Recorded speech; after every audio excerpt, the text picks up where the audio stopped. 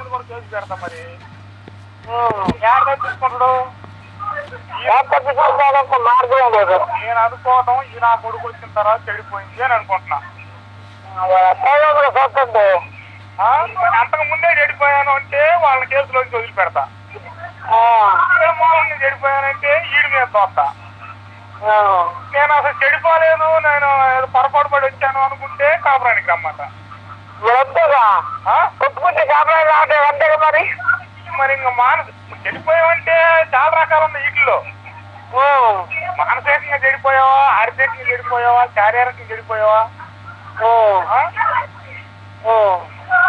ఈ రకాల్లో ఏ రకంగా చెడిపోయావు అనేది నిర్ధారాలి.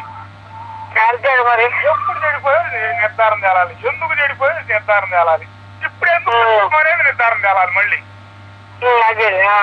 రావాలని వస్తున్నావా, లోకనింద కోసం వస్తున్నావా, మరి పోలీసులు చెప్తే వస్తున్నావా, తెలుసుకునే పాపంతో వస్తున్నావా, ఏ ఉద్దేశంతో వచ్చేది తెలియాలి. నువ్వు నిజం చెప్తే చెబుతా.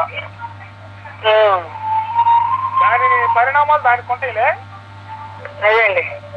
దాన్ని బట్టి మాట్లాడతాను. అసలు ఏం మాట్లాడగలిగిందో ఏం మాట్లాడుతూ చూస్తాం. దాన్ని బట్టి జవాబు ఏం చెప్పించాలి, దానికి కూడా చెప్పు. దానికి అయోమయంలో పడి అజ్ఞానంలో పడి అజ్ఞానుడి సాయం అయిపోయింది అమ్మున్నది.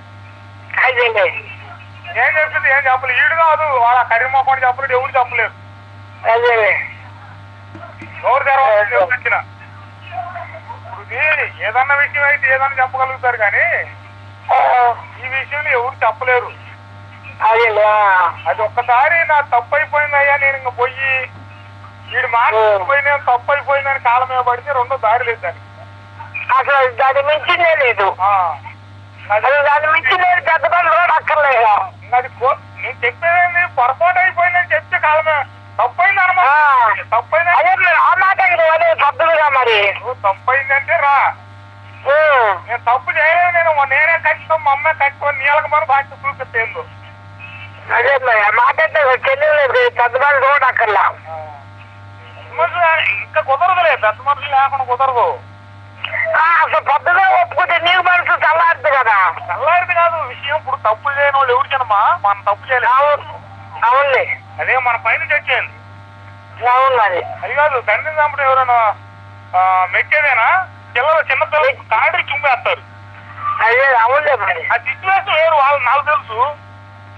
అదే అంత చేయాల్సి వచ్చింది, చేయాల్సి వచ్చిందో రాలేదు.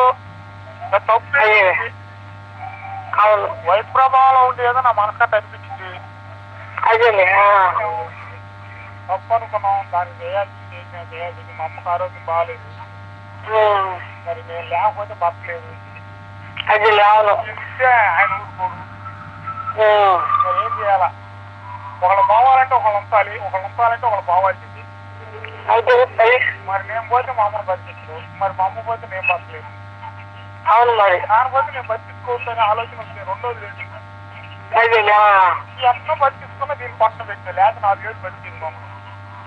అదేలే తీరిపోయి పాపం ఆలోచించి కూర్చిచ్చినా మరి అంతేగా. మరి ఎవరు దగ్గర సర్లే కనుక్కో, ఆయన ఫోన్ చేసి కనుక్కొని చెప్తే లెక్కదాం లేదంటే చెప్తాను. వాళ్ళు ఇంకున్నారని అన్నారు. కనుక్కోమని తెలిసిపోతుందా? చెప్తే నేను ఫైనల్ గా నా కోసం వెళ్ళి ఒకసారి